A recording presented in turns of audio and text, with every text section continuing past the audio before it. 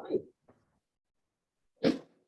like to welcome everybody to the regular meeting of the Pickleweed Advisory Committee of April 13th, 2022. The time is 7:02 p.m. and I invite Becky to take roll call. All right, thanks, Steve. Salvador Avalos. Do not see him. Miguel Hal Gutierrez. Don't think he's signed on yet either. Nancy Palacios.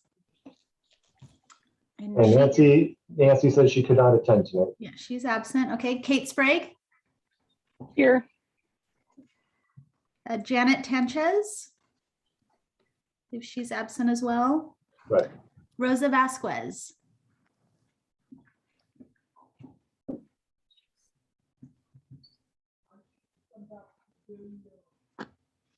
I see her there. Yeah. Rosa is present. She's waiting. Yes, she is present. All right. Luis Youst. Here. Yaro Sabalas. I'm here present. Thank you. And Ariel Gutierrez. Ariel is in another meeting and she's hoping to hop on pretty soon. Okay, great. Thank you, Steve. Thank you, Becky. Sorry, my mic was turned off. Okay, I'd like for Becky to explain how the public can participate in this evening's agenda. Good evening, everyone. Viewers are welcome to provide public comment online through Zoom or by telephone at 669-900-9128. The online meeting is 852-1560-3702. If you are watching this meeting through Zoom, please select the participants button and select raise hand if you wish to speak. If you are participating by telephone and wish to speak, press *9. When it is your turn to speak, you will be notified by the host inviting you to participate. You need to press *6 to unmute yourself. Once you are unmuted, you will have 3 minutes to provide your comments. Thank you, Becky. Are there any amendments to this evening's agenda? Okay, seeing none, I can proceed. No. And the first item is number 1 is the approval of the regular meeting minutes of February 2nd, 2022. I will see if anybody has any comments. Kate? No comments. Okay. Rosa? No comments. Okay. Louise? It looks fine. Okay. And Heidel? No comment. Okay, so now I'm going to ask for a motion and a second, please. I move to approve the minutes from the February 2nd, 2022 meeting. Okay, do we have a second? I'll second. Thank you.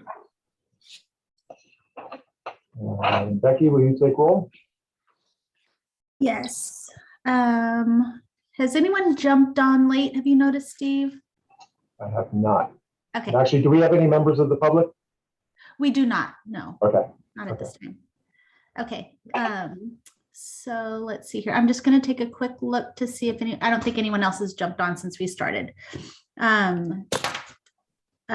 Kate Sprague. Yes. Okay. Rosa Vasquez. I see her waving. Yes, thank you. And Yaro Sabalas.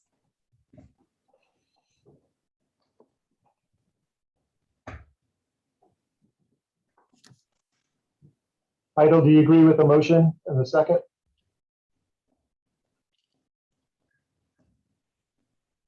He's driving home right now, so my boss. Who's driving home? Sorry, I agree. Thank Great. you. Okay. All right. Minutes are approved. Minutes are approved. Thank you. Thank you. Okay.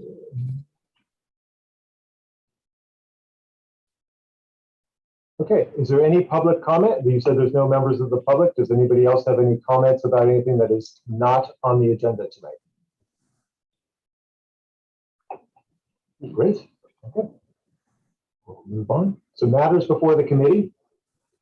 The first agenda item we have, number 3, is summer co-sponsorship application committee recommendations. As the 2 applicants in item 3 have already presented their applications at the February meeting, this evening committee members will have a chance to comment or ask additional questions regarding the summer co-sponsorship applications. I will then call for public comment, which will be followed by a motion and a second.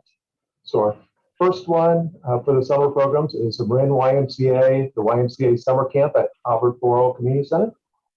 The application requests use of many of the center's rooms and amenities, as was done in the past in order to accommodate other programs at the facility. Staff recommends granting the YMCA enough rooms for them to successfully base daily activities.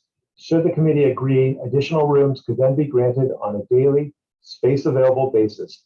Generally, the activity fits well in the center's schedule and is very much needed in the community. As the Pickleweed Advisory Committee has had time to review the co-sponsorship application, a recommendation is needed to grant a fee reduction, grant a full fee waiver, reject the application and ask the applicant to resubmit with additional information, or reject the co-sponsorship application altogether. Members must also consider the committee's annual total allocation of $140,000 in fees that can be waived. The nonprofit value of full co-sponsorship totals $23,560, while still retaining space for other programs. A fee reduction or waiver would potentially result in lost revenue to the city should paying program be interested in renting the facility at that time. Staff recommends the Pickleweed Advisory Committee consider granting the YMCA a fee reduction or fee waiver for use of the rooms necessary to conduct a summer program for the Canal children at the Albert J. Boral Community Center, Pickleweed Park, Monday through Friday, June 16th to July 29th, 2020, with permission for staff to grant additional space on a day-to-day basis, depending on availability. So we're going to see if any staff have any comments first. So we've got Kate. I do not have any further comments at this time. Okay. Rosa. Yeah, I don't have any comments at this very moment. Great. Thank you. Louise. Louise, you're muted. The application's fine. Okay. Heidel. Okay. So is there any input from the community, public comment regarding this application? Steve, we still do not have anybody in the side wings there. Okay. Then I am going to ask for a motion and a second regarding this application.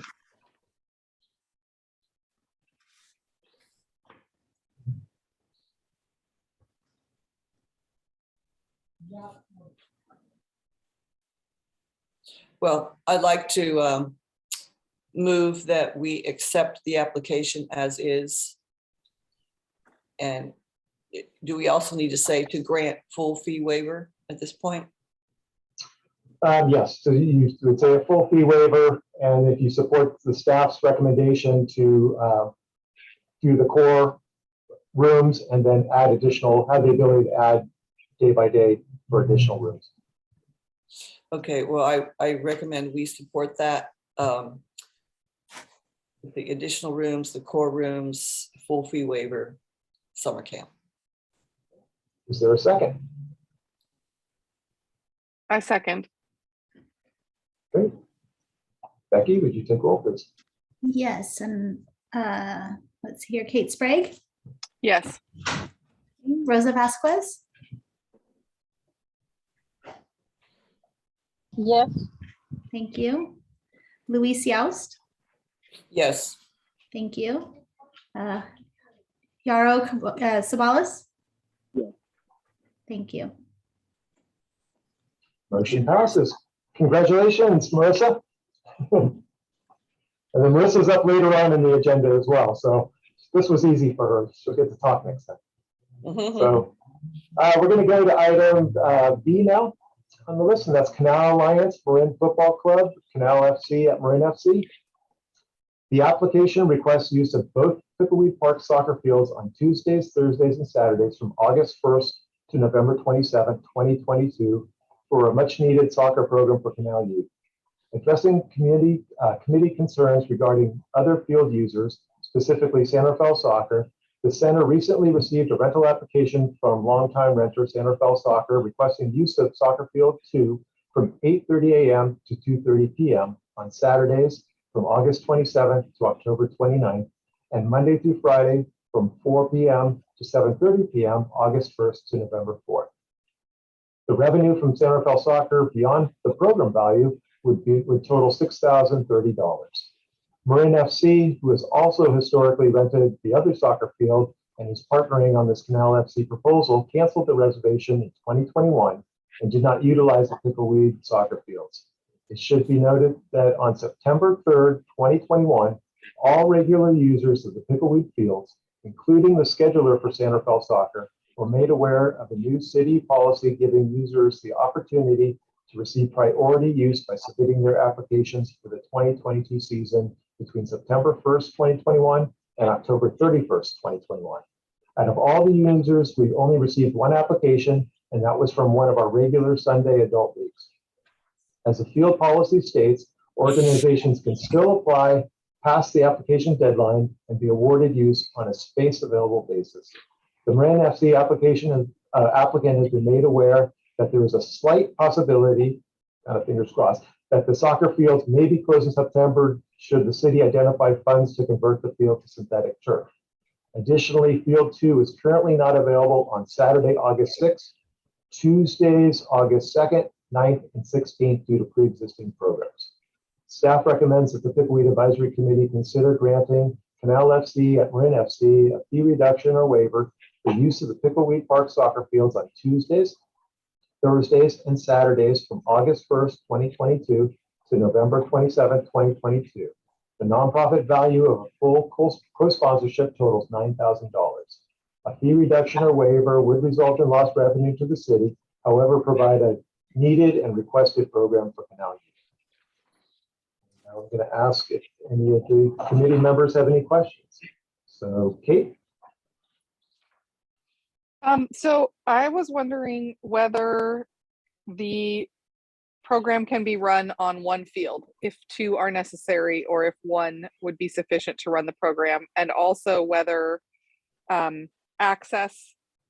more access or more space allocated in August would be, say that they could run on one field, but we were able to give both fields in August. Would that be useful or not? Does it need to stay the same allocation of space for the whole program?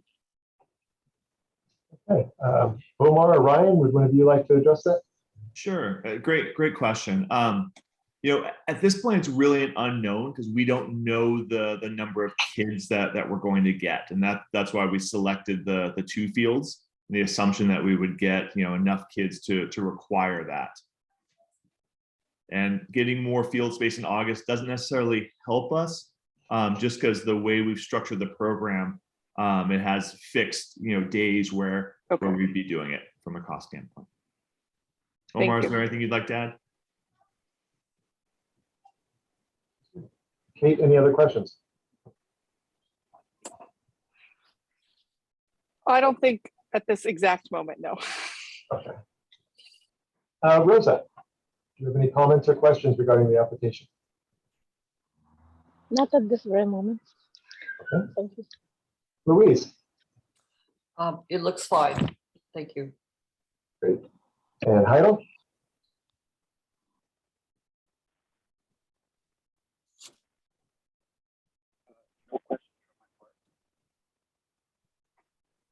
It's a little hard to hear you. No questions from my part. Okay, great. Thank you. And then we'll open up to any public comment. Becky, has anybody joined us? No, we do not have anyone in the audience. Thank you. Okay. I think I don't have more questions, but I think what I'm thinking about, and I'd be interested to hear the other board members' thoughts on this. It sounds like this is a program that has been requested and something that people are interested in, but it doesn't sound like it's clear yet how many people will participate. And knowing that San Rafael Soccer has used the fields in the past, and it's an opportunity for them to use Parks and Rec fields. I guess I'm trying to think through the balance of having this program or having space available for Santa Rafael soccer, and whether we can do both or not.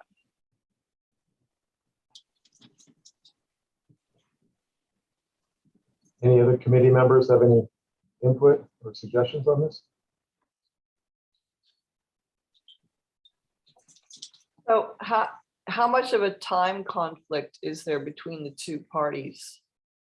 It would be. Well, it Tuesdays sounded and like, oh, sorry, Thursdays. go ahead, Ryan. Sorry, I was just gonna say Tuesdays and Thursdays would be a conflict, and then also on Saturday mornings. Right. The whole Yeah, thing? so it's because Santa Rafael soccer wants, I think, 5 days of the weekdays for practices in the afternoons, which is also, so the Tuesdays and Thursday practices for the Canal FC, Marin FC group, and then Saturday games. Santa Rafael soccer wants, I think, 8:30 to 2:30, Right. which is in, I think, direct conflict with when you were hoping to have games also, right, Ryan? Yeah, pretty much. They would like a little more time than we were requesting, but not much. So I don't think it Yeah. would be useful for them with the time gap we're talking about.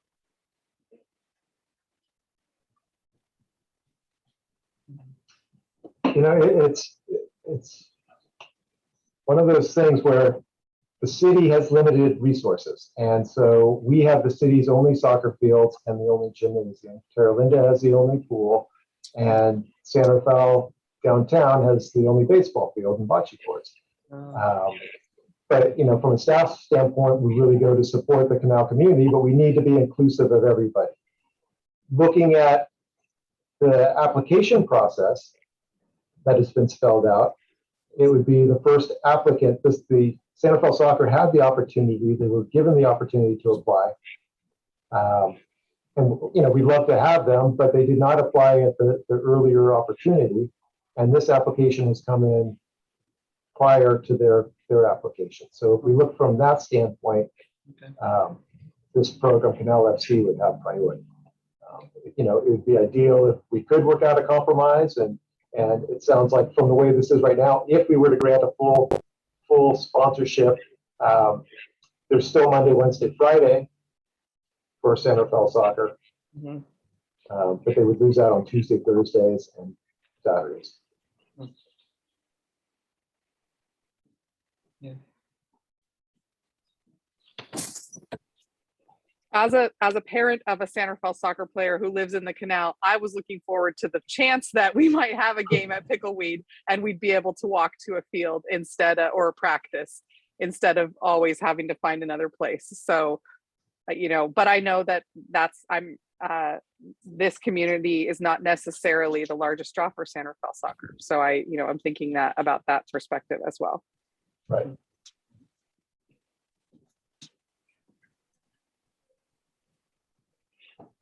So do we have a alternate recommendation or a recommendation to support this?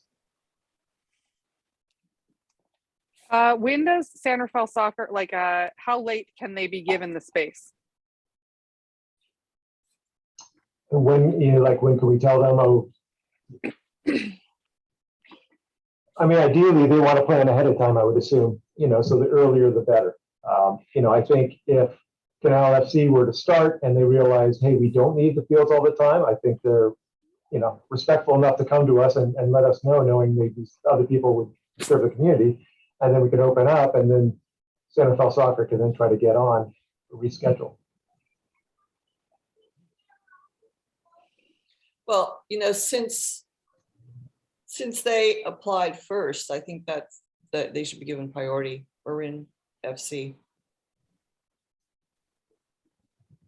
But I have a question. I'm a total outsider, but I am super involved in soccer in Marin. I help run Corte Madera FC and coach at College of Marin. So I think the only concern about like just giving the fields completely to Marin FC is that like it's a program that's going to be based in the Canal, but it's not a community-based program. I mean, it's a competitive pay-to-play club. So I think that should be taken into account. Yeah, and if you look at the application that we submitted, it's reducing the cost significantly so that, you know, no player will not be able to play because they can't afford the cost, and getting the average cost down to $75 per player for the whole season. So really reducing it to making it accessible to the community as a way so that they can play competitive soccer within their local community. Yeah. That's So the invaluable. fields will be like, it will only be Canal kids use it. Like it will be only that program designated. Like once Marin FC has those pickleweed fields, they won't be slotting in regular other teams that are just Marin FC teams. No, it's only Canal, and Okay. the program is only set up for only Canal kids to be able to play at Canal FC. Got it. So it's Cool. really I think focused on the that's- community yeah. and trying to provide soccer, competitive soccer for the community. That's the goal. Which I think is great, and it fills a huge need. But I also know the field space in Marin is a huge issue for all clubs. So blocking, you know, like just rec soccer is also problematic. If Marin FC needed field space, they'd have to pay for that. For Marin FC players, not the Canal FC program. Yeah.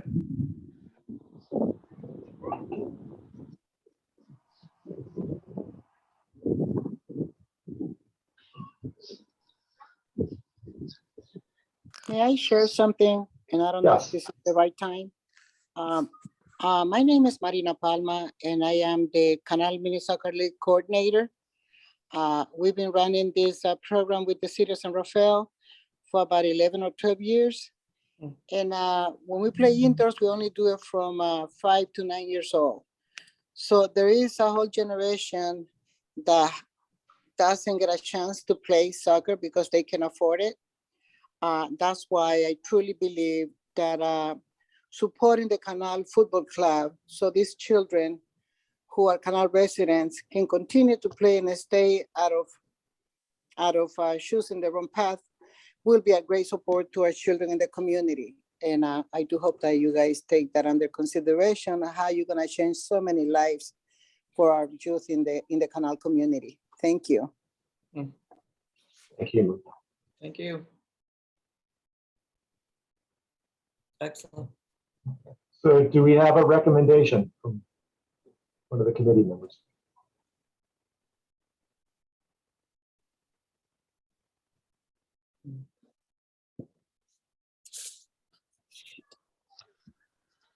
I would Yes, say, why don't we check with the other team, the San Rafael Soccer, and see if indeed they're going to use all the timing that they've specified. Because if they're not going to use it, then it has to be like half-half or a division to both teams to encourage them, to encourage the youth, because it's the youth that we want to have them involved in the sports. And then if we don't, we have to consider and look at the possibilities for both teams. Well, and that's my opinion. So I would need a stronger direction from the committee on what to, I mean, if we wait, it's gonna be 2 months before our next meeting, and Marin FC needs to kind of start the ball rolling, so to speak, on this this topic. So we could defer it and work out and see if we can compromise, as I believe you're suggesting, Rosa. Or we could do an approval and then see if we can negotiate afterwards. Both those are possibilities.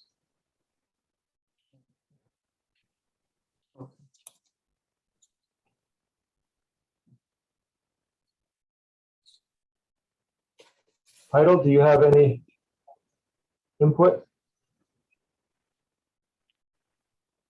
I currently don't. I'm kind of just listening to both sides and trying to see if there might be a medium we could reach.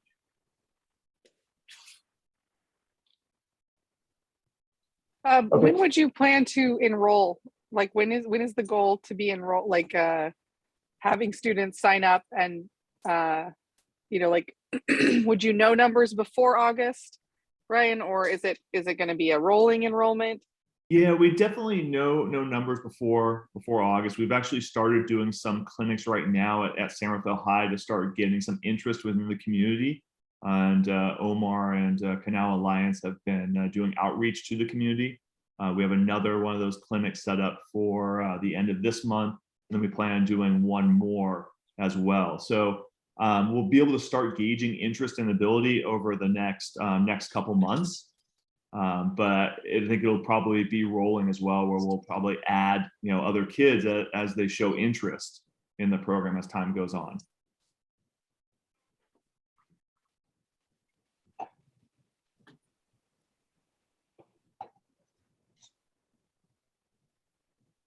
Okay, so do we have a motion from the committee to either accept or reject or to pursue a compromise as Rosa has suggested?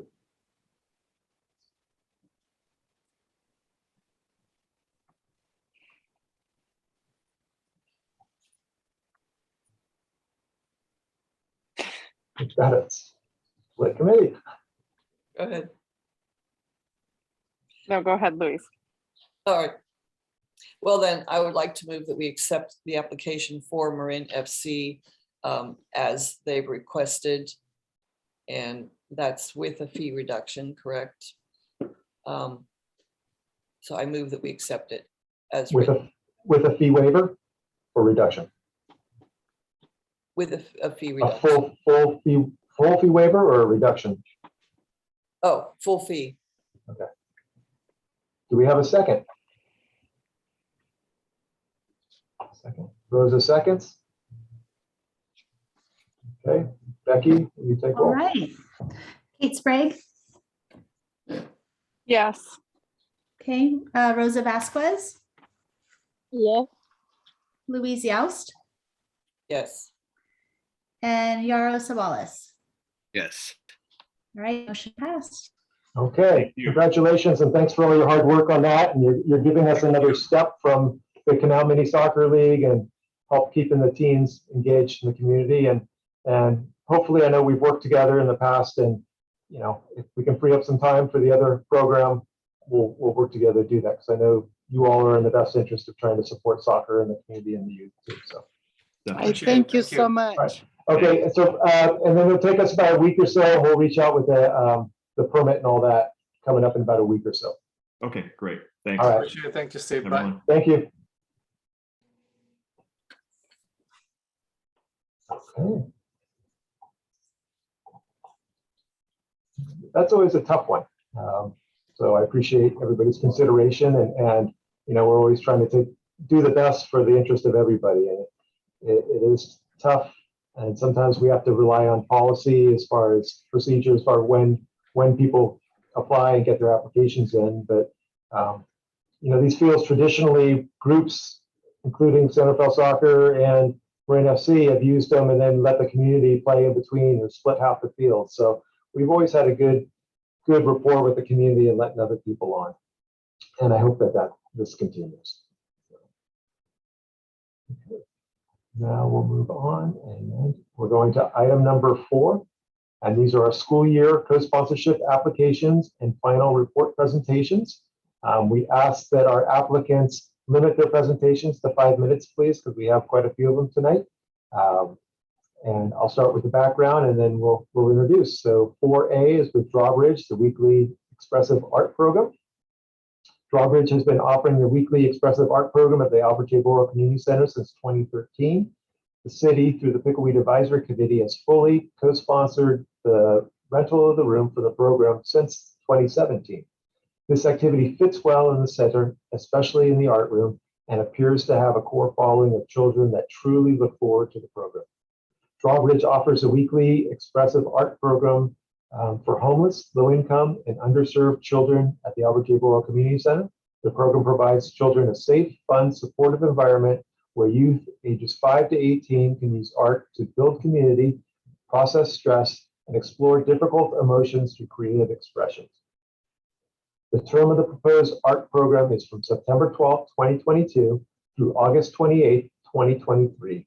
The applicant is requesting a full fee waiver valued at $1,410 for use of the art room on Mondays from 3:30 p.m. to 5:30 p.m., excluding holidays.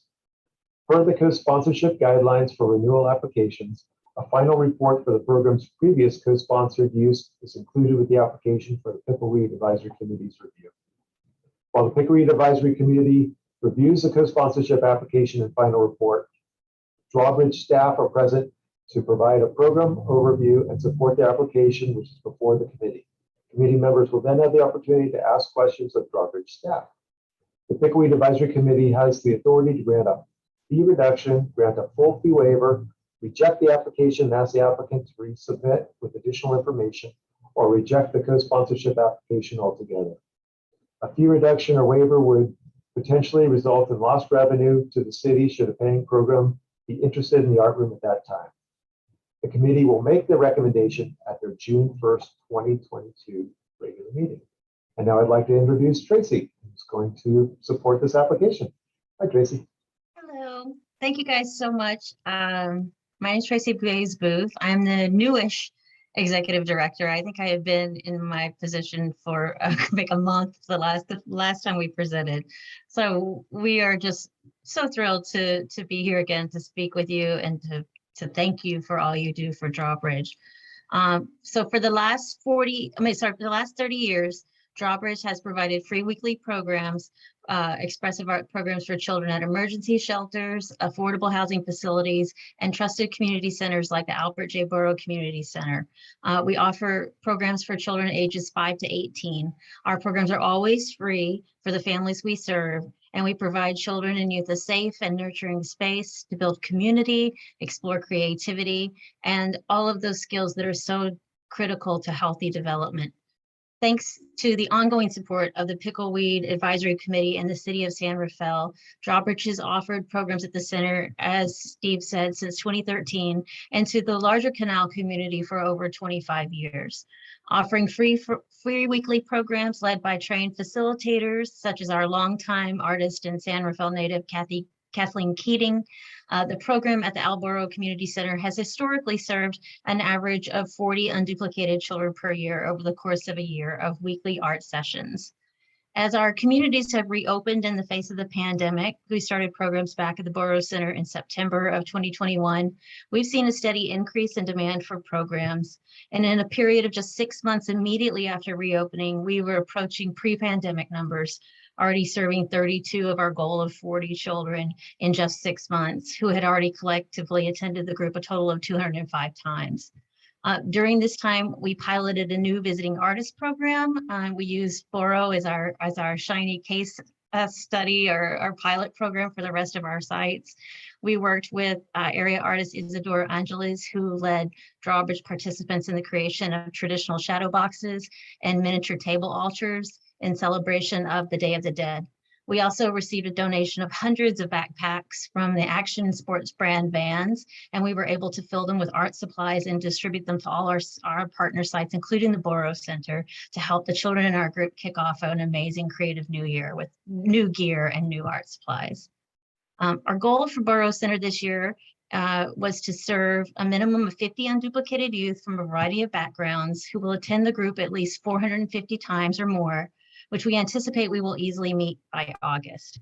We've kept these goals the same for the coming year and hope next year, if accepted, we'll be able to increase these goals due to increasing popular demand. Expected outcomes of our programs are that each session provides children with a sense of group cohesiveness, compassion, creativity, and self-worth, as well as serving as an outlet for creative emotional expression, which they may not have regularly available in other settings. Our evaluation methods include bilingual voluntary program evaluations offered to children and caregivers, as well as qualitative and anecdotal feedback provided, including self-reporting and observations from children, facilitators, volunteers, caregivers, and site staff. Next month, we are going to begin our formal site evaluations and will provide caregivers and families the chance to participate in more in-depth evaluations to help shape this year's and the coming year's program plans. And this summer, we are excited to announce a new program as part of our weekly offerings called Drawbridge Summer Art Adventures. And last year, while so many of our sites were shuttered and our community was still closed down due to the pandemic, we piloted a new program featuring online art activities in the spirit of an old-fashioned summer camp to some of our groups in San Francisco and Marin. It was very popular and a lot of fun. And this year, Drawbridge Summer Art Adventures returns now with in-person programming across all our sites. This will be led by Drawbridge facilitators and talented Bay Area artists, building on the success of our visiting artist program. And the program will explore themes of nature, art, and community, and letting the children feel a real connection with the community that they're in. We know that when the school year ends, many children lose access to their arts programs, and due to financial restraints, not all children can afford camps. So this modification of our regularly scheduled program during the summer will allow for a fun-filled art camp for all children, and then we'll resume our regular programming past the summer. We're so grateful for the board and the city's support in these efforts, and we're looking forward to finishing out the new year, exceeding our goals and hopefully expectations in the face of the pandemic. And I'm happy to answer any questions you may have at this time about our proposal or our report. And thank you again for your consideration of our application. Great. Thank you very much, Tracy. And we'll go through our committee to see if they have any questions or comments, and we'll start again with Kate. I don't have any questions. Sounds like an amazing program and something that really offers an important opportunity to a lot of youth. Thank you. Rosa. Looks like it's a good program, which I wish a lot of children would get involved, because it looks very, I would say it's something that sometimes we think that it's not a very good thing to look at, but it's something really art. To me, art is something very special. Thank you, Rosa. Louise. You're muted.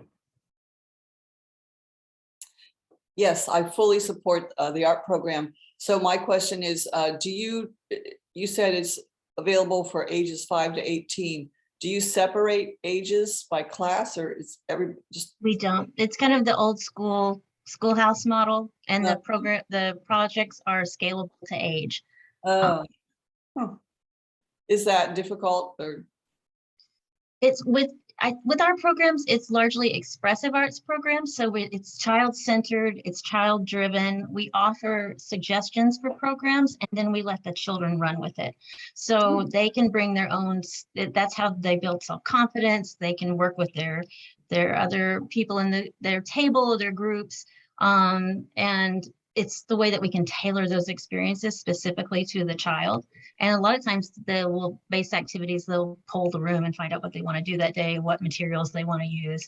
And so it's really this wonderful, empowering moment that anybody in the room, adults, children, little ones, big ones, they can all do whatever it feels natural to them and be very successful. I love it. That's great. Thank you. Idle, do you have any questions or concerns? Questions? No particular questions. It sounds like a great outlet and something that children can be able to collaborate with other folks. So fully support it. Thank you. Thank you. Becky, I think we've had a member of the public join us. If that's true, do you mind explaining how they can participate? Yeah, if you're watching this meeting through Zoom, please select the participants button and select raise hand if you wish to speak. When it is your turn to speak, you will be notified by the host inviting you to participate. Once you're unmuted, you will have 3 minutes to provide your comments. Does any member of the public have any questions or comments? I do not see a raised hand here, Steve. Okay, so we'll close public comment. And now I'm gonna, we'll just say thank you to Tracy, and the committee will be back in June, and we'll invite you to that meeting as well. Wonderful. Thank you guys so much. I really appreciate it. Thank you. Have a good evening. Thank you. Okay, now I'd like to call on item B, and that's a Tamalpais Adult School English as a Second Language class. Tamalpais Adult School and Bahia Vista Elementary School provide a free English as a Second Language class at the Albert J. Borrell Community Center to support adult learners, many of whom have been underserved in education, to thrive in their community and learn English. The program targets local parents, especially those whose children attend nearby Bahia Vista Elementary School. The term of the proposed adult program is from September 6, 2022 through May 18, 2023, with breaks during school holidays. Tamalpais Adult School and Bahia Vista Elementary School are requesting a full fee waiver valued at $2,057 for use of a meeting room on Mondays and Wednesdays from 8:45 to 10:45. Per the co-sponsorship guidelines for renewal applications, final report and program previous co-sponsored use is included with the application for the Pickleweed Advisory Committee's review. The activity fits well into the center's schedule and purpose is well received by the community participants. And the teacher is loved very much too by the people. She's present too. So while the Pickleweed Advisory Committee reviews the co-sponsorship application and final report, Cindy, who's the teacher of the program, is present to provide a program overview and support their application, which is before the committee. Committee members will then have the opportunity to ask questions of the Tamalpais Adult School staff. The Pickleweed Advisory Committee has the authority to grant a fee reduction, a full fee waiver, reject the application and ask for the applicant to resubmit with additional information, or reject the co-sponsorship application altogether. And as with the previous one, the committee will make the recommendation at the June 1st, 2020 regular meeting. So now I'd like to turn it over to Cindy so she can support this application. Okay. Cindy and I might be just splitting it if that's okay. And I was hoping that we could share our screen and just go through a quick PowerPoint if that's all Yeah. right. I'm sorry, Jeannie. That's okay, no worries. If okay, I'll just share my screen. Is that all right? Please, yes. Okay. Hopefully you can see my screen here. I just want to thank you all for allowing us to present and be partners with you at Albert J. Albert J. Borrell. My acronym is Albert J. So we really appreciate being there. We love serving the community. Tamalpais Adult School is 90 years old this year. We offer free classes to all Marin County residents in 3 program areas. And the one that we offer with Albert J is our ESL class with our wonderful instructor, Cindy. Moving on, if I can make there we go. The class is, right now we have about 18 students. We're really very happy to be there. Last year we were online only, which was really tough for our ESL programs in general and our students in general. So we're really happy to be back in person, really all over Marin, but especially in the Canal. We have partnered heavily with Bahia Vista. So of our 18 students, somewhere around 15 are Bahia Vista parents, and 90%, so are in the 94901 zip code as well. So again, we offer free programming. The annual cost is about $27,000 to run the program. And so here we go. Again, we serve people who are 18 and older. Generally in our school, we serve over 500 students a year. It's been a little different with COVID, so we're still working back to that number. Everything that we provide, all our materials, all our online programs are free. We are able to loan computers to students who have 12+ hours of attendance. And that's just a little bit about our program. So I'm going to hand it over to Cindy next, who's going to talk a little bit about our students and just provide her perspective. And Cindy, you can let me know when you want me to switch the slide. Okay, great. My name's Cindy. I have been the teacher at Albert J. Borrell for a few years. And prior to that, I actually did teach at Bahia Vista when we had classroom availability there.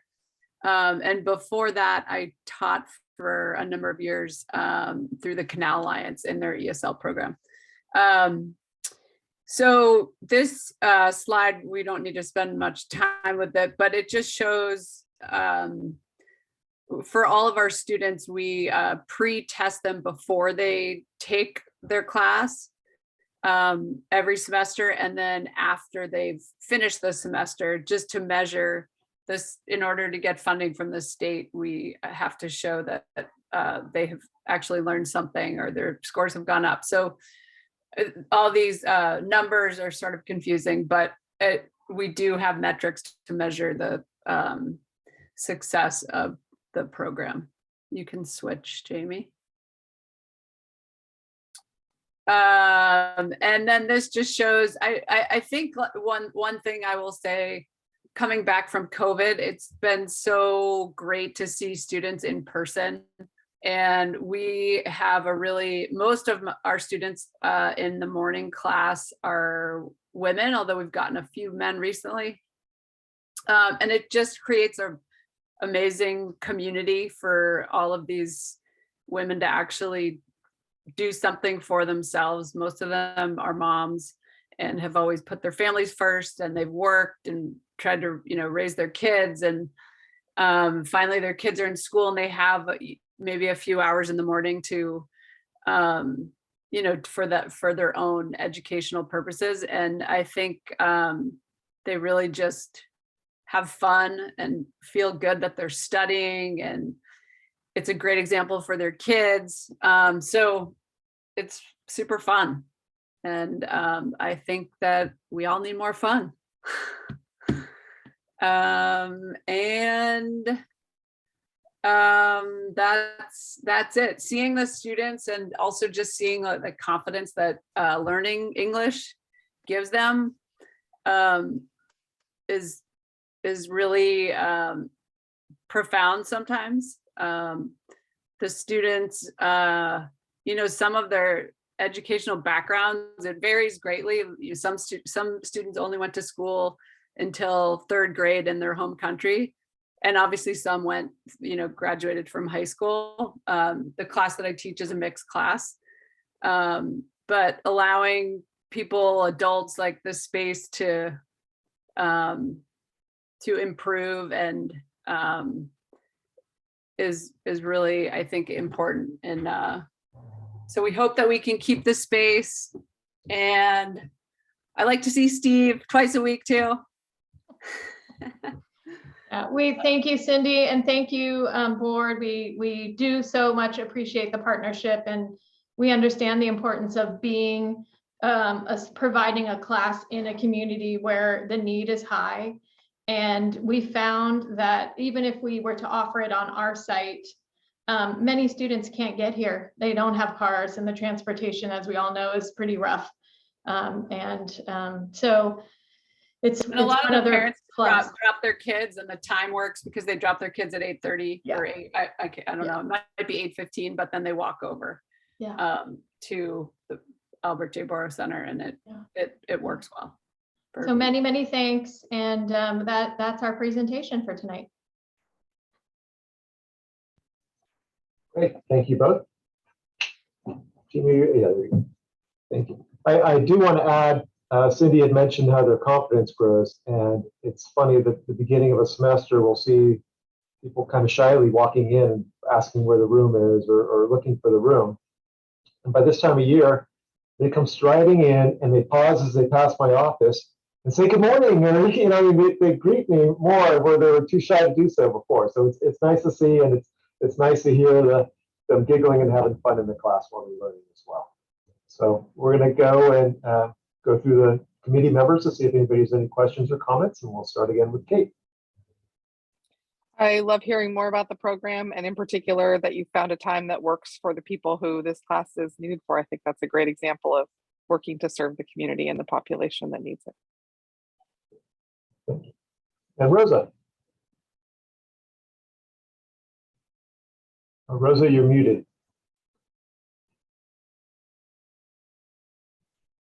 Oh, I think you're still muted. Sorry. There you go. I like the program. It looks very interesting because it makes adults learn English. So to me, I hope everyone who needs it or who isn't wrong and have the time, you should take advantage of it, because here in our community we have a lot of people that don't know how to handle the English language, and I wish they'll have a lot of people going over. Some very good job, projects to look at. Thank you, Rose. Louise? I'm always impressed with the dedication of the teachers, and I thank you both for committing to this. It's invaluable. It makes people more marketable in terms of jobs over time, and just gives them self-confidence. So thank you so much. And Heidel? I think it's great that you make it more equitable in the sense that you're bringing the services to the community, right? Because as you mentioned, a lot of times it's parents that might have limited access to vehicle transportation, and obviously childcare if it was at a later time. So I find that that's great, and really appreciate it. And also, I'm sure that it really helps with retention rates in terms of whenever they enter the program and they're able to finish. So thank you so much. Great. And Becky, do we have any public comment? Hey, Steve, we do. We have one attendee and he does have his hand raised. So I will start my timer here in just a moment and unmute him. Great. Let's see here. All right. All right, Samuel, I'm going to go ahead and allow you to go ahead and speak, and you will have 3 minutes. So I was actually going to put my hand down just because I think everybody had already said everything that I was going to say. But I work alongside Cindy and Jamie. I'm the paraeducator. And I think the 3 biggest key points were already mentioned. One is the community atmosphere that Cindy provides in that class. I think is one of the best in any of the classes that we have, because the self-confidence and the fun that they have really allows them to express themselves and who they are. And they really get intimate and they really enjoy the class and the culture that they've built. So that's really important. To the transportation aspect, a lot of them walk to the class, and it's so close to their home that they can walk 4 or 5 minutes. And if we didn't have this location, it would be more difficult for them to get down here to Larkspur, where the majority of our classes are.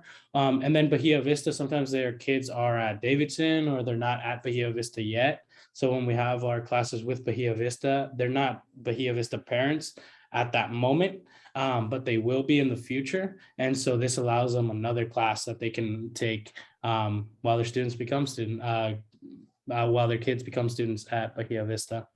And then I think that was mainly it. Everybody nailed it. You know, a really good program, and just really appreciate everybody's comments. Thank you, Samuel. And Becky, is that it for our members of the public? Yeah, that's everybody. Okay, well, unless any of the committee members have anything else to add, I want to thank both Jamie and Cindy for coming this evening and supporting your application and for all you do in the community. All right, nice to see you all. Thank you. Thank you. Have a good evening. Ciao. Okay, now we're going to go to item C, Troop 2000, Scouts BSA. Yay! Troop 2000 is proudly called the Albert J. Boyle Community Center and Pickleweed Park home since forming in the year 2000. The city, through the Pickleweed Advisory Committee, has been fully co-sponsoring the rental of the room for the program since the troop's formation. The activity fits in the center's schedule, and the Scouts are always agreeable to change rooms or move outside if there's a pressing need to use the multipurpose room for a special event or meeting. Troop 2000 regularly gives back to the center and the Canal community by volunteering and performing special projects in support of an individual's member's Eagle Scout project. In past years, Scouts have repaired the center's back deck, made improvements and repairs to the Pickleweed Playground, repaired park signboards, and performed projects at the Canal Community Garden. We also call on Troop 2000 to support us with community events, such as assisting with the Dia de los Muertos procession and guiding participants safely in the lane of traffic. The term of the proposed Scout program Co-sponsorship is from September 12th, 2022 through August 28th, 2023. The applicant is requesting a full fee waiver valued at $4,140 for use of the multipurpose room on Mondays from 7 p.m. to 9 p.m., excluding holidays and closures. Per the co-sponsorship guidelines and renewal applications, a final report of the program's previous co-sponsored use is included with their application for the advisory committee to review. While the Pickleweed Advisory Committee reviews co-sponsorship application and final report, Troop 2000 leaders are present to provide a program overview and support their application, which is before the committee. Committee members will then have the opportunity to ask questions of the Scout leaders. Staff recommends granting a fee waiver, and the Pickleweed Advisory Committee has the authority to grant a fee reduction, grant a full fee waiver, reject the application, and ask applicant to resubmit additional information or reject the co-sponsorship application altogether. The committee will make their co-sponsorship recommendation at a June 1st, 2022 regular meeting. And now I open up for your presentation. Awesome. Hello, everybody. My name is Delia Lucio, and I'm one of the parents on the Troop 2000 committee, parent committee. And I believe you guys have seen Willie before. He's a Scout Master. I'm here in representation of him and the whole troop. Thank you very much for having me here. And I want to say thank you very much for, since this is my first time here, like, it's nice to know the people involved in making these decisions. And I know that one of our number one priorities is to make sure that it's equitable for everybody.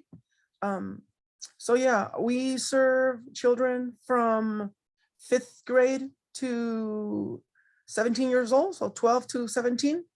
And we have a good group of about 14. We continue to look out for more Scouts to join our troop.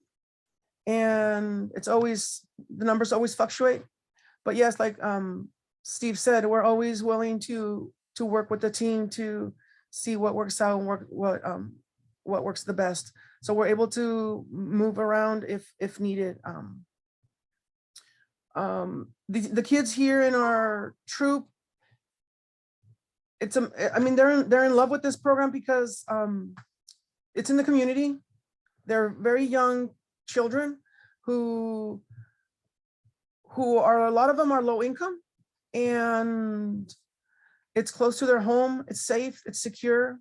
A lot of our parents have said that that's one of the things that they like about our program, is that it's in the part of the neighborhood that is always being looked after, and they feel good about dropping off their kids with us. We have a couple other parents on the parent committee. We look over budgets, and it's a lot of training as well. Like, it's being on the parent committee is not easy, but we do a lot of walkthroughs, a lot of training, hand holding, because sometimes this has been some of their first experiences being in a group setting like that, like something like this one. I've been a part of the Boy Scouts for over 10 years. I started off as a Cub Scout assistant with my kid, who is like 25 years old now. And we have other side commenters over here. So yeah, we're very fortunate. We're very thankful for the many years that we've been able to be there.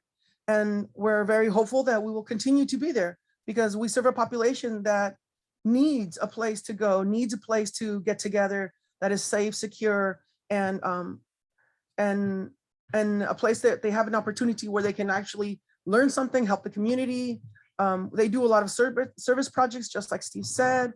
They go camping, hiking.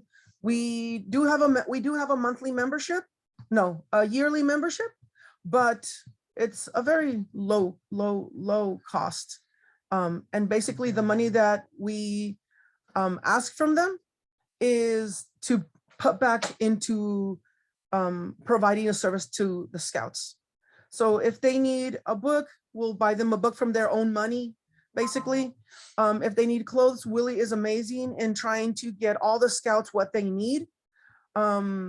one thing that I really like about Willie and the way he runs the meetings is that he really works hard to make sure that all the children are feeling welcomed, a part of it. And just because they don't have the money or they don't have that resource, it doesn't mean you can't be a part of it. We always find ways to support our families. And we have, most of them are families from the Canal, but we also have like 1 or 2 families who come from Novato, and they like our community. They like that, the culture that we have there. So thank you very much for taking a look at our application. Thank you, Delia. Yep. And we'll let the committee members all ask questions, and we're going to go backwards, and we're going to start with title. I have no particular questions. Thank you for your presentation. And Louise. You're muted, Louise. I was a Girl Scout for 10 years of my life and I loved it. I learned a lot. So I'm especially supporting the Boy Scouts. And I see that you are, Troop 2000 is contemplating integrating the troop. Is that correct, with girls and boys? Yes, I was just gonna, yes. So right now we don't have any girls, but we're looking into, we have a lot of the parents on this, in this group right now have a lot of little girls that are getting to that age where they can be part of the Boy and Girl Scouts. So we're thinking about possibly opening up a Cub Scout opportunity where a lot of these girls can start off and then just kind of guide their way into that the Boy Scout, Girl Scout. We do need female leaders in order to have a group for girls. But yeah, we're feeling very excited about that opportunity. So the girls Cub Scouts would be girls only? No. You want to explain? Sure. Hello, my name is Eli. I've been a Boy Scout for 15 years, since I was about 5. I started in the Cub Scouts at Troop 2000, and I am currently in the leadership position for the Troop of 2000. So talking about the co-ed versus non-co-ed groups. So in the troop, which is the older version, this would be above 11, it has to be co-ed. We could have 2 troops with the same name. So we would have a Troop 2000 boys and a Troop 2000 girls, but they would have to be separate. They could have meetings at the same time and they could go camping at the same time, but on paper, they would be a separate troop. But this is different for Cub Scouts. In Cub Scouts, it's allowed to be co-ed, but it is also allowed to have separate troops.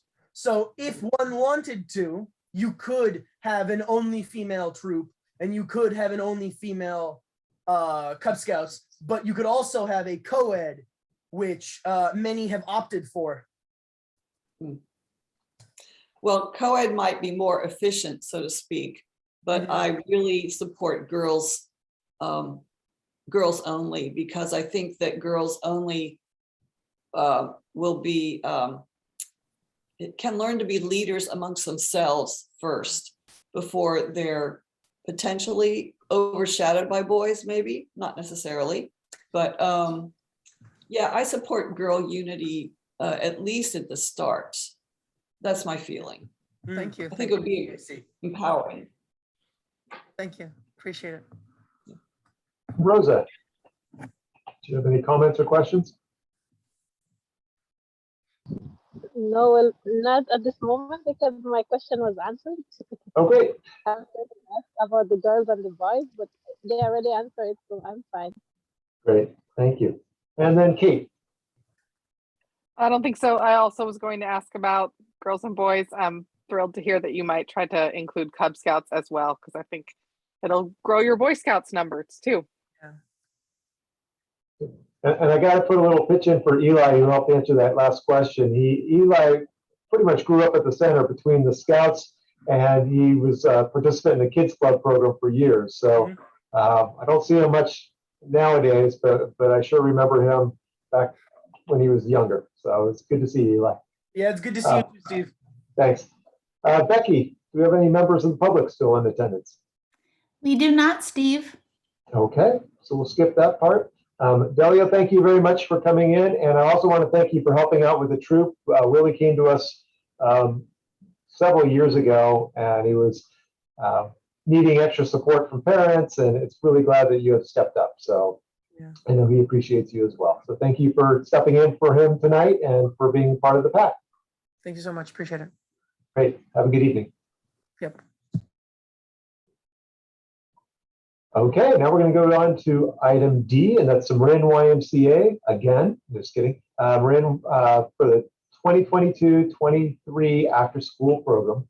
It's recommended that the Pickleweed Advisory Committee grant the YMCA a fee reduction or waiver for use of the rooms necessary to conduct the 2022-23 after-school program for Canal children at the Albert J. Boyle Community Center, Pickleweed Park, Monday through Friday, August 15th, 2022 through June 9th, 2023, excluding holidays and closures, with permission for city staff to grant additional space on a day-to-day basis depending on availability. The Albert J. Boyle Community Center at Pickleweed Park has hosted YMCA learning hubs, summer camps, and after-school programs supported by the Santa Fe City School District since the pandemic to support Canal youth and their families. The program is free to all participants who are identified and referred to the YMCA by the student's school.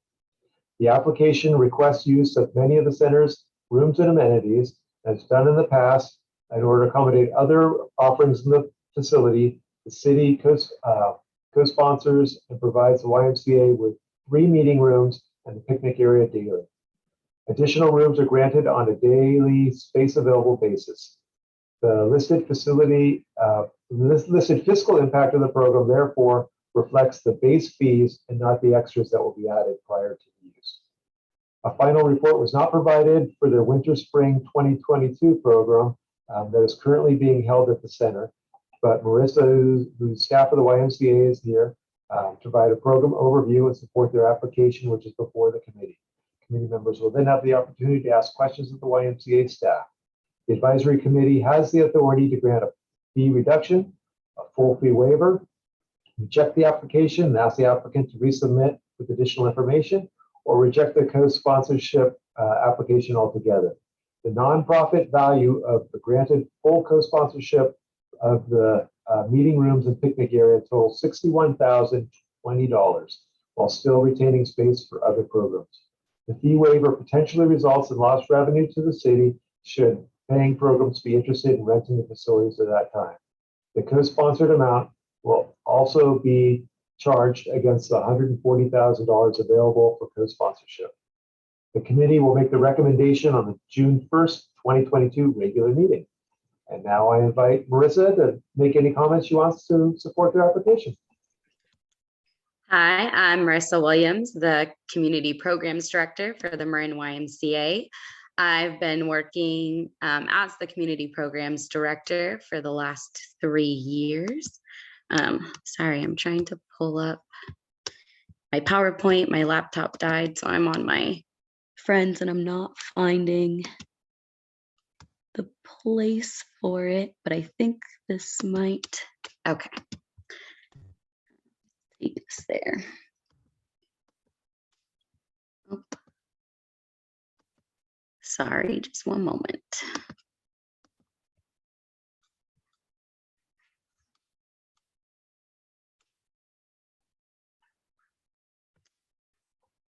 But I can speak a little bit to our program right now before this opens. I'm so sorry.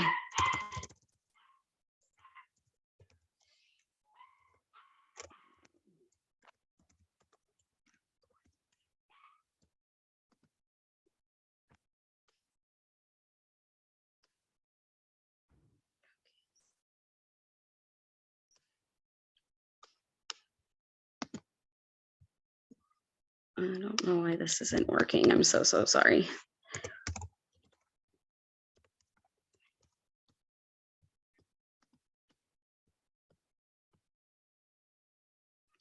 Just kidding. I'm really sorry. But essentially right now we are serving 67 children at the Alborough Center. We have children from Bahia Vista and children from San Pedro Elementary School. And there's a total of 67, 46 from Bahia or 41 from Bahia and 26 from San Pedro. We are sponsored by the Santa Fe City Schools. They've used their ABA grant funding to fund this program for us. And I really apologize about this.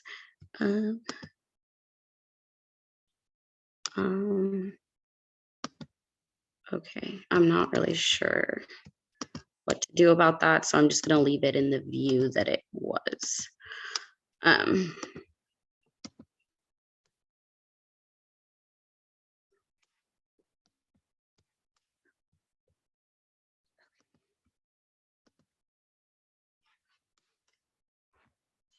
Okay. So we have a total of 5 staff. The grant money awarded to us from the school districts for the program to date is $71,400, and I'm sorry.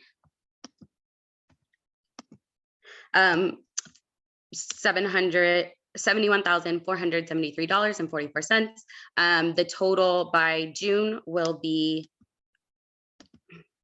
$157,659. These are our current staff that are working at the program. How the children are enrolled is the Santa Fe City School principals and the family advocates identify families, youth in the Canal that live in the Canal for these programs. Every day we provide activities, we provide academic support, arts and crafts, games, sports, team building, STEAM activities, and more. And our community partner is the Santa Fe City Schools. This is our typical day at Alborough. We separate out right now by TK Kindies and 1st through 5th, but we will eventually separate out 1st and 2nd, then 3rd through 5th as well. In February, our Wednesday clubs were cooking, jewelry, and sports, and our Friday clubs were art, nature, and book movie club. Our enrichment and skill building, our outcomes for the program are enrichment and skill building. We provide a space for the youth to explore a wide variety of activities and develop skills in the areas that they enjoy and thrive in. Community building, we allow youth to build relationships with others that live in the Canal community outside of their school community. We provide socioeconomic learning where the youth learn to build lifelong skills of self-awareness, connection building, self-management, and conflict resolution. And then coming up this summer, we have open enrollment at Short Elementary and Novato. And we hope to, and we will partner, thank you guys for accepting that application, at the Alborough Community Center for summer camp. And we have partnerships with the Shoreline Unified School District, Santa Fe City School District, and Novato Unified School District. Thank you guys for reviewing this application and the program overview. So sorry again about the technical difficulties. Thank you, Marissa. And now committee questions or comments, and we'll start with Kate. I think it's great that a school year program was found again, and super glad to hear about how it's fitting in. Great. Thank Rosa. you. Well, I would say I don't have much comments, but I say I'm very happy to know that there's an after-school program, and I do like the program. So it sounds very interesting. Thank you, Rosa. Louise.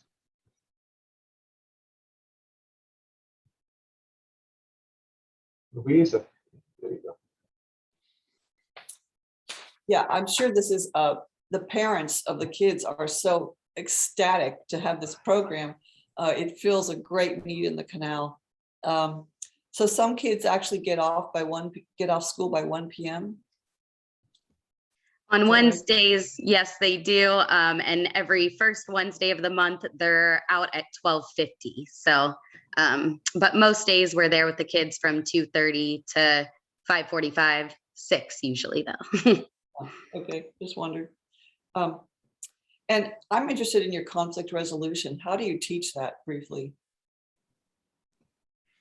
We have kind of aligned with the schools. We've adopted their methods with, building the conflict resolution of sometimes separating them and getting both sides of the story, and then bringing them together to kind of find a happy medium. Sometimes stories are the same, sometimes a little different, but have them kind of come together and really realize that they're both humans in this situation, and then making sure that each of them is providing the other with what they need to move forward and feel safe together in that same space. That's excellent. That's so, you can apply that to the rest of your life once you learn that. Truly. Thank you. Thank you. And Huddle? Certainly, thank you for providing this service or attempting to provide a service because it's certainly a great need, and I don't have any particular questions at this time. And Becky, do we have anybody from the public that's joined us? We do not, Steve. Okay. Well, Marissa, thank you very much. Appreciate you coming, and we'll see you tomorrow, huh? Yes, thanks, Steve. I'll see you tomorrow. All right. Have a good evening. Have a good one. Bye, guys. Bye. Okay, and last and not least, we've got item E, and that's the Parent Services Project. Parent Service Project has utilized the Albert J. Borough Community Center for their Learning Together program since 2007. The program has been co-sponsored by the Pickleweed Advisory Committee and has been popular in attendance over the years, thus reflecting community interest and need. The development program for children 0 to 5 years old and their parents teaches parenting skills and helps parents strengthen the relationship with their child. In addition to encouraging the healthy development of infants and young children, the program helps to build a support network in the community and provides connections to community resources, organizations, and programs. The term of the proposed preschool age program is from September 8th, 2022 through June 2nd, 2023. Although listed on the co-sponsorship application, the applicant is aware that the multipurpose room is not available for co-sponsorship on Fridays and is prepared to pay for the room on that day through the city's traditional rental application process. Parent Services Project is therefore requesting a full fee waiver valued at $10,260 for use of Meeting Room 3 on Wednesdays from 9:30 a.m. to 12 p.m. and the multipurpose room on Thursdays from 9 a.m. to 2:30 p.m., excluding holidays and closures. A final report of the program's previous co-sponsored use is included with the application for the Pickleweed Advisory Committee to review. The applicant noted that due to the application timeline, specific 2021 and 2022 program data has not yet been compiled and can report back to the committee at a later date. While the Pickleweed Advisory Committee reviews the co-sponsorship application and final report, Parent Service Project staff is present to provide a program overview and support their application, which is before the committee. Committee members will then have the opportunity to ask questions of Parent Service Project staff. The Pickleweed Advisory Committee has the authority to grant a fee reduction, a full fee waiver, or request that the applicant return with additional information or reject the application altogether. The resident nonprofit value of the co-sponsorship again totals $10,260. And that's for Meeting Room 3 and the multipurpose room on Thursdays. A fee reduction or waiver will result in lost revenue to the city should a paying program be interested in using either Meeting Room or the multipurpose room at that time.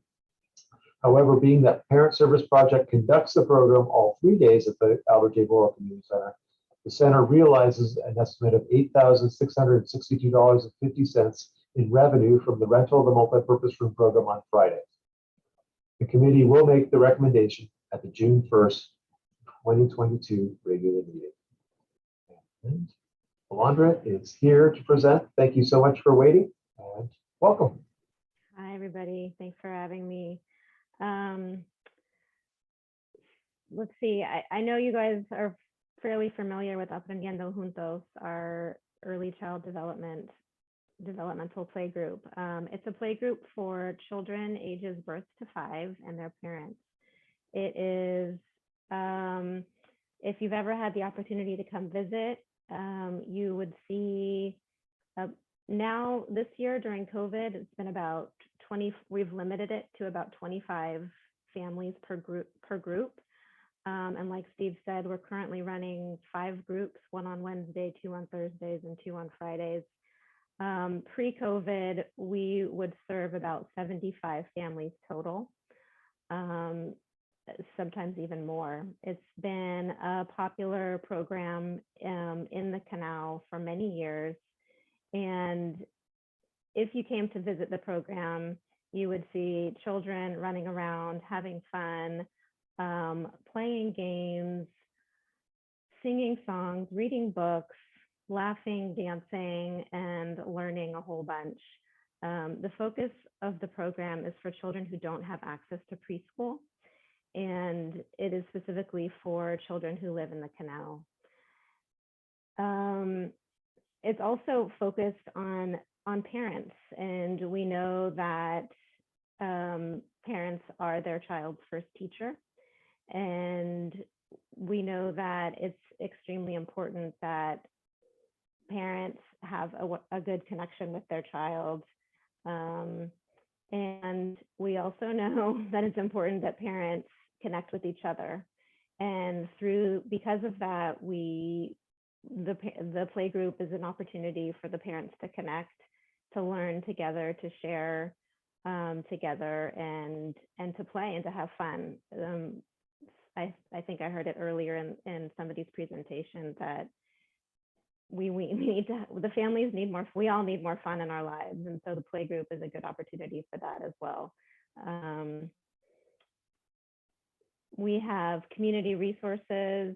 Bread and Roses comes and does presentations several times throughout the year. They've brought their circus performers, their bubble makers. And so it's an opportunity for enrichment that the children and families don't often get. Health and Human Services comes in and talks about nutrition. We have other educational opportunities throughout the year, as well as mental health resources. We have a therapist specifically for our playgroup moms, specifically for moms who don't have health insurance. We also have a partnership with Jewish Family and Children's Services, and they're doing small groups as well. The service provider has been on maternity leave, but she comes back actually this month, and so we'll be resuming those hopefully in person very soon. I don't know what else to share. There's just so much, and I don't have a formal presentation put together, but I'd be happy to answer any other questions that you may have. Thank you. We'll go through committee members. Kate? I apologize if I missed this. Are the different days different groups? I saw it's 50 kids per group, and are those then different families that can participate on different days? So the Wednesday group is for 4 and 5-year-olds, and those are the only families that get a chance to have 2 groups per week. Everybody else has a one-time opportunity, and they have their assigned day. So it's not drop-in. Everybody has either their Thursday A group, Thursday B group, or Friday A group, Friday B group. And then those 4 and 5-year-olds get to go on Wednesday mornings as well. And so with the implementation of TK across the San Rafael City School District, how will that change? You know, will you instead move to that being a 3-4-year-old group? You know, I'm maybe it doesn't matter for this year because I don't think San Rafael's opening TK to all. So there's still a group of 4 to 5-year-olds who turn 5 later in the year who it would be accessible to, but I'm just wondering about the impact of TK and run by the public schools. We are keeping a close eye on that. I'm not sure how it's going to impact our program, to be honest. we have a wait list. And so, and actually the majority of the students that participate are between the ages of 0 and 4. And so it may just be that the playgroup focus becomes 0 to 3-year-olds or 0 to 4-year-olds. It's still a little too soon to tell how the universal TK is going to impact the program. Thank you.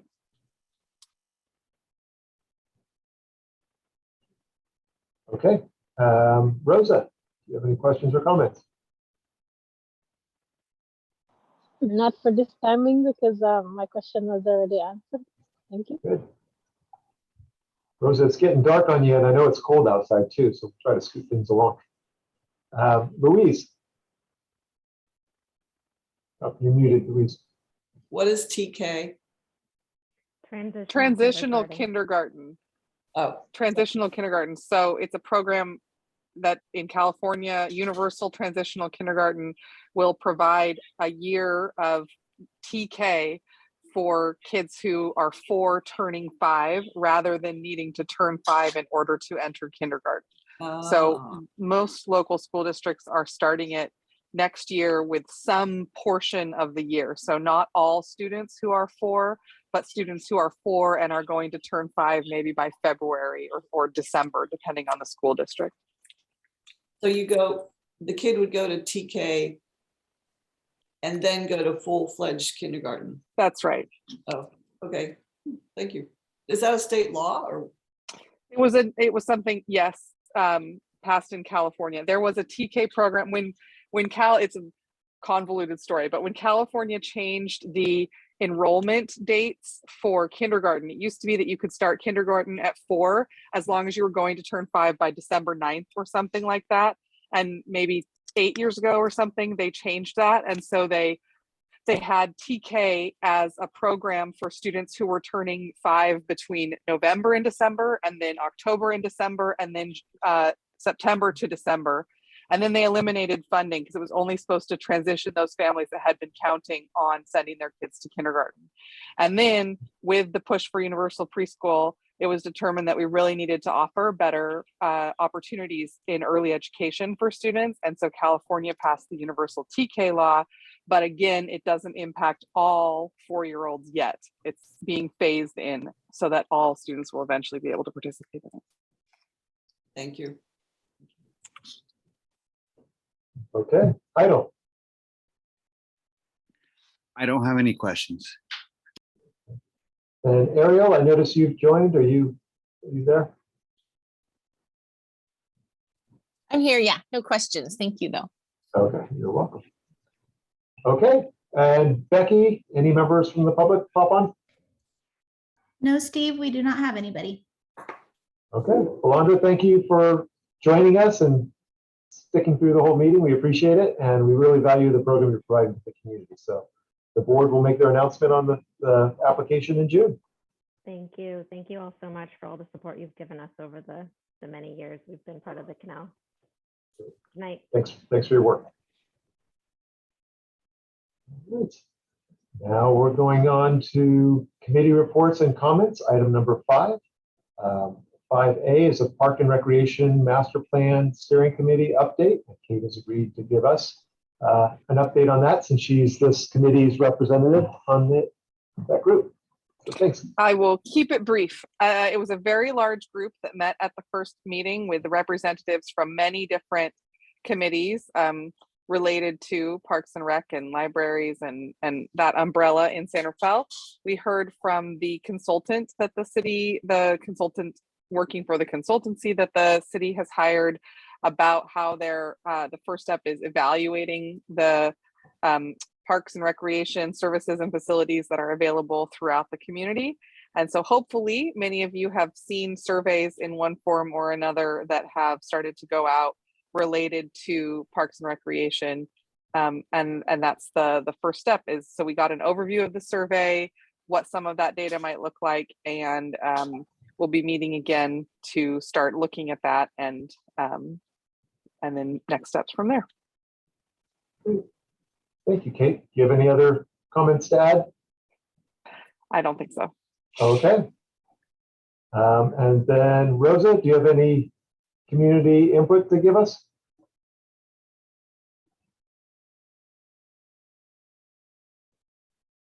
Oh, you're muted. No, not at this very moment. Okay. The only thing that I wanted to mention was I had sent you an email regarding the I had a person that came up to me and said why don't we do a reservation on the parking lot at the Pickleweed Park when they're renting? And I was like, you guys have to talk to Steve. I'm not sure. I didn't know what to tell them. Yeah, and I did. Did you receive my reply? I haven't checked my email. Okay, I did know, that's fine. I did reply. And I've got to say, and I think many of you know, parking is probably the biggest problem I have here at the center. And it has always been, and the center, you know, we're getting back now that we're coming out of COVID, but traditionally, if every car in the lot was for programs here, we still wouldn't have enough spaces between the sports fields and the gym and the multipurpose room and all the classes we have at night. And we have, over the years, lost many classes because students literally drive around for an hour and then just give up. And so then the class is full because, you know, people can't drive there.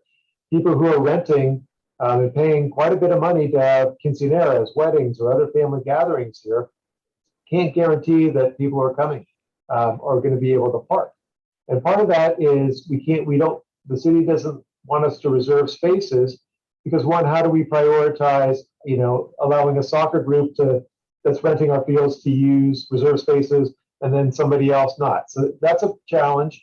And parking is such a problem in the canal that the city wants us to keep it open so that the community has some parking resources. And I'm going to talk a little bit about this coming up on my report in a minute.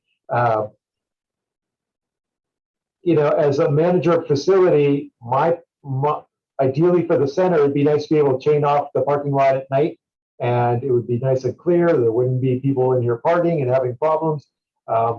That's my hat with just running the center. But then at the broader city perspective, we need to help support the community too with the parking. So when we were directed to be able to allow residential parking in the nighttime, we did get to come up with a compromise of from 2 to 10 o'clock. It's a 2-hour limit so that people wouldn't park here at 4 o'clock and just leave their car while we're during our prime time. The problem with that is enforcement, and that there's not a lot of enforcement at that time or on the weekends. So it's a constant frustration, and that's the current policy right now. But it you know, the city listens to us every once in a while. It's a hard thing to do. So, but that's good, and then we hear it every day, Rosa. It is very frustrating. Thank you. Louise, do you have any updates for us? I don't think so, except I'd like to encourage everyone to drop by the community canal garden and check it out. It's beautiful. Flowers are blooming and people are growing, planting tomatoes now, planting sunflower seeds. They have actually several fruit trees. They have fig, cherry, and pomegranate trees, which will eventually bear fruit. So if you're taking a walk, just drop on by. It's beautiful. Thank you, Louise. Idle, any updates? Community updates? Not for my part. Thank you. Okay. And Ariel, do you have anything to update? I don't think so, except you were mentioning that you're inviting everyone to the Park and Rec Commission next week, and I encourage everyone to attend. Awesome. Great. Thank you. You're welcome. Okay, we're going to staff comments, number 6. And I'm keeping it fairly short because we've had a long meeting so far. The Canal Youth and Family Council, we started their Saturday Canal Arts program. It's typically held on the second Saturday of every month. And it's free for families from 10:30 to 12:30. This group also does the annual Easter egg hunt, which we have not had since 2019. They had rescheduled to the third Saturday this month because they wanted to do an Easter craft activity. So we will be having it this Saturday. And in lieu of the big egg hunt, they're going to do what the center staff did last year, and they're going to make little goodie bags for the kids after they finish their art. When they leave, they will take those with them. And they have concerns about COVID and jamming everybody together in the gym and the parents, and it is typically quite crowded. So we're glad to have that program back, and that they've come up with a solution for this year that's COVID friendly. I do want to report that for years, we correspond with the police and the city and public works about issues that go on in our parking lot, especially down in front of the preschool portables. It's often a spot where people will park and they'll drink beer and litter and smoke. And, the police department, when staff sees it, we call, and they are responsive and come out as often as they can, but they're off, we never know what they're dealing with, perhaps downtown or somewhere else. So they can't always be there, but they are responsive typically. But at times we'll come in the morning, there's variety between parks crews, myself, our custodial staff, community neighbors are picking up trash. And last summer, there was a regular routine of broken beer bottles that the kids are having to walk across to go. And this is everybody's community, and we don't want the children. That's welcome. So the parents at the preschool program wrote a letter to the city, and there will be a meeting next Monday, the 25th, with police and public works folks, and myself will be present to kind of see. And we have, since receiving the letter, we have seen more police officers here looking at some of the concerns that were expressed in the letter in the parking lot, the gambling that has gone on since longer than I've been here in the picnic area. So hopefully we're going to make some progress on that. And we appreciate when people from the community come tell us that they're witnessing a problem in the park, and we definitely call. But it also helps when the community themselves call. And sometimes the police come through and we don't see them come through, but they do come through. And the more that people call, they keep a log. And if they know within 1 week they've got 30 calls from Pickleweed Park, say, hey, we need to start prioritizing our patrols there. So please, if you're hearing, your community members mention similar things, tell them to please call the police. Can I add one thing to that? Maybe if it can come up in the meeting. In general, we have seen a significant increase as they've lessened enforcement of parking things through COVID, of blocking sidewalks and parking at red curbs, especially right up next to intersections and things, which makes it so very unsafe for pedestrians. So if we're trying to get to the park or getting home from the school bus or something like that, we get no traction when we call and report it to the police. They tell us it's not their responsibility. So if there's an opportunity to add that in on the conversation, I know we would appreciate it. There's so many pedestrians, especially in the afternoons as it gets lighter outside. So it seems just, I would hate for us to encounter a community tragedy because someone can't see someone walking, especially our kids, as they walk around. So. Good. Yeah, and I will reach out to parking services and let them, remind them too. And I can tomorrow maybe send you their phone number as well, so you can report it. But you might already We've done have it. quite a bit. Yeah. Okay. So just any opportunity to say it again and to more people, I appreciate it. Absolutely. Thank you. Yeah, you bet. We've got some new programs. We've got a new dance program for youth 8 to 10 years old that will be starting April 22nd. It'll be a Friday, 4 consecutive Fridays. And then this group is going to be doing a dance camp for us this summer.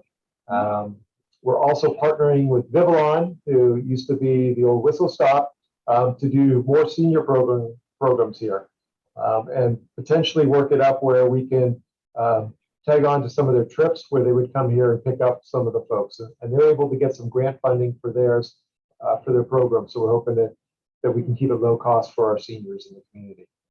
Stephen, our program coordinator, is working on staff and volunteer-led Junior Giant program, which is very popular here during the summertime, and also a new basketball clinic for youth this summer. We're continuing to host food distributions and vaccination clinics at the center. I am part of, I kind of asked my way, but Mayor Kate recommended I be on the East San Rafael Parking Task Force. And they've been meeting once or twice a month. And we have a meeting next Tuesday, and they're trying to identify creative solutions to allow more residential parking, and maybe using some of the businesses, maybe readjusting the time limits on some of the business areas, how long people can park on the weekends to allow residents to be able to park there a little bit more while the stores are closed during the weekend. So it's a tough nut to crack. We've got a lot of different opinions on what needs to be done, including ours. You know, like I said, I wear two hats, so I see kind of both sides of it. But that's a program I'm working with. We are having, as Kate had mentioned, the Park and Rec Master Plan. She's part of that. We are going to have a meeting here for Canal residents at the Borough Community Center on May 11th from 6 to 8 p.m. The meeting will be in Spanish. They'll have some translation to English. I encourage you to possibly come, but the problem is, and they had this at the downtown meeting too, where the Park and Rec Commission wanted to attend. Because of the Brown Act, if all of you come, we have to notify as a public meeting. And if for some reason we don't end up having quorum, the whole meeting gets canceled. So I'll probably send out a little poll to see who wants to come, and we'll either include everybody or maybe just nominate a couple, 3 people, so we're under quorum that can come to this meeting if you'd like. Also in support of that, Kate had mentioned there's a survey available, and we have them here at our front desk. They are available online, but we have paper forms and Dropbox that are in English, Spanish, and Vietnamese here at our front desk. So I encourage people from the community to drop by and do that. And then next Thursday is Park and Rec Commission meeting. As Ariel mentioned, in the past, we've had a joint meeting where the advisory committee met with them, and it was a great way to kind of get to know each other face to face and support each other. I will send out an email tomorrow to see what the interest and availability is to go next Thursday. The meeting's at 6 p.m. Again, it would have to be noted as a joint meeting, so we would have to have quorum of our group in order for it to be a successful meeting. So that's another one where either everybody commits, or if we don't think we'll have it, then we'll maybe just have a few representatives come to that meeting. But I will provide an overview of our 2021 year on what the advisory committee did in 2021, as well as an overview on what happened with the community center and the park. So I will send an email so we can get that in writing to know what's going on. And Becky, is there any public on board? No, Steve, we do not have anyone. Okay. Well, unless anybody has anything else, I would like to adjourn this meeting at 8:45 p.m. All right. Well, thank you, everybody. I really appreciate you participating and showing up. And Heidel, thank you for letting me know ahead of time by email how you were going to be attending. That's helpful. Of course. Thank you for. Great. Thank you. All right. Have a good evening, everybody. Thank you. Thank you. Bye, everybody. Bye-bye. And thank you to Becky. She keeps us together at these meetings. Thank you, Becky. Thank you. Thank you. Good night. Good night.